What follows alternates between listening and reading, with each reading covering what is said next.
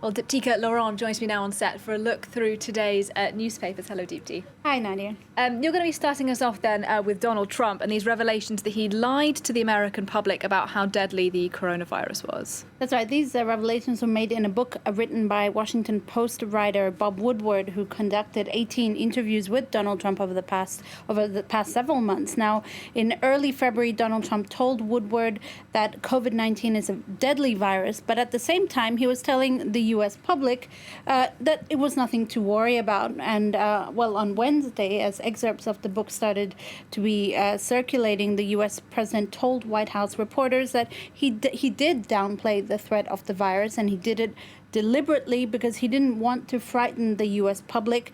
Nonetheless, the revelations have, of course, outraged his critics, notably the Democrats, who accuse him of deliberately misleading the public and leading to a false sense of public security that led to the mounting cases of infections and deaths in the U.S. Yeah, and it's sparked quite the reaction in the press as well, hasn't it, Deepti? It has. A writer for the weekly news magazine The Week says Donald Trump's denial has major consequences.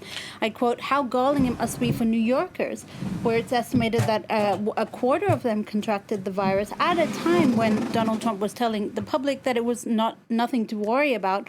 The writer says his reaction, the writer's reaction after hearing this wasn't how it would help Joe Biden's campaign or even questioning the ethics of Bob Woodward, the reporter sitting on this information for so many months, but it was rather just crushing shock that the U.S. president was able to do this. There's an interesting opinion piece from Boston's NPR news station, which argues, don't be shocked by the lies, be horrified by the fact that it won't do anything to dampen his campaign. So a rather cynical point of view. The writer saying the story will rage for a few days, as did other stories like Donald Trump calling war veterans losers and suckers recently. I quote, "What matters isn't this reality, it's the fact that a rabid minority of U.S. citizens have become inoculated against it. Donald Trump, that's why he can really lie without consequences." Now, Deepti, moving on to another story which is making headlines. This is a blast from the past. Nafissatou Diallo, who accused Dominique Strauss-Kahn of raping her in a New York hotel. She has now broken her silence. Tell us a bit about it. Well, for the first time in nearly 10 years, because it's been almost 10 years since that scandal came out, Nafissatou Diallo has spoken out about the ordeal which saw her accused then head of the International Monetary Fund and presidential hopeful Dominique Strauss-Kahn. The DSK scandal ruined my life. That's what she tells French magazine Paris Match today, adding that she felt trapped and betrayed by New York prosecutors. I quote, "Because of how they made me suffer, I wanted to commit suicide.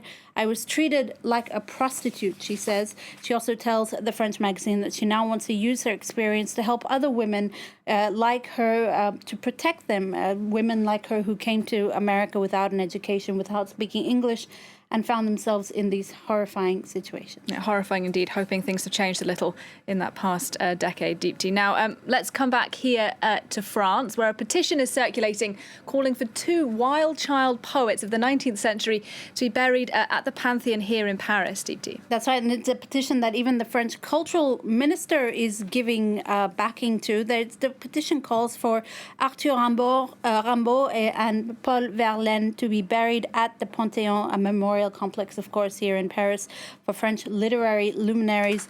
Rimbaud and Verlaine were lovers in the 19th century. They had a tempestuous relationship marked by sex and drugs. They were also hailed for their nonconformist poetry at the time.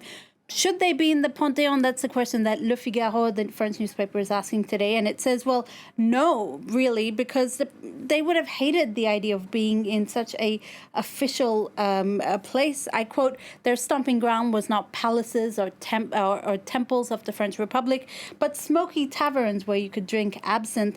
Instead of burying them at the Panthéon, let's celebrate their work. Let's celebrate them, in particular in schools." All right, last thing from you then, Deepti. Soap operas, they face many challenges in this kind of era of social distancing, how to maintain intimacy without compromising health restrictions.